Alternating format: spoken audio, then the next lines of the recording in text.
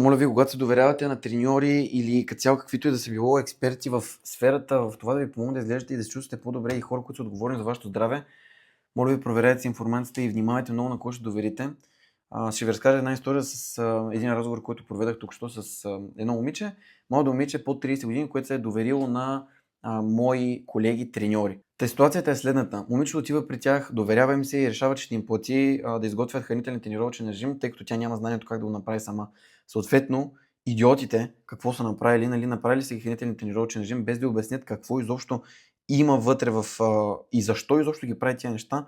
Ще ви дам само някаква горе-долу информация да придобиете за какво става на въпрос. От понеделник до събота яде по 30 грама за закуска някакъв въглехидрат. Останалата част от деня е смутита тип цвекло, морков, ябълка, едно грахово зърно, алоe вера, лимон с вода, БЦА, чай, някакви такива глупости. Нали, режима е около... и да не забравя, в неделя яде 1 кило тиква, ориз, картофи или нещо от този сорт.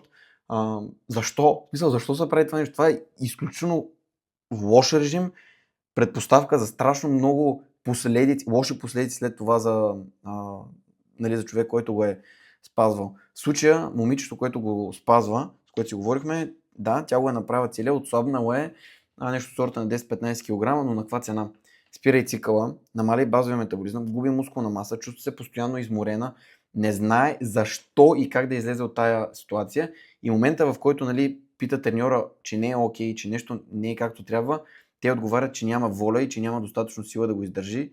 Съответно на нея се налага да се допита до лекар как да си върне цикъла, на което треньора и отговори да го направи с добавки, познайте. И да, като цяло много кофти ситуация, просто защото аз осъзнавам и обратна информация, която тя ми каза, че всъщност доста хора изпадат в това положение, просто защото се доверяват на грешните хора. Тъй, че моля ви, ако вие или ваш познат някой се е доверил на такъв тип човек, който му е дал толкова ограничаващ хранителни режими, не му е обяснил как всъщност да се храни като нормален човек и защо това не е нормално, моля ви, коментирайте думата форма отдолу и нека да видя как всъщност мога да ви помогна да излезете от тази ситуация един път за винаги и да се научите, че това тотално не е начина.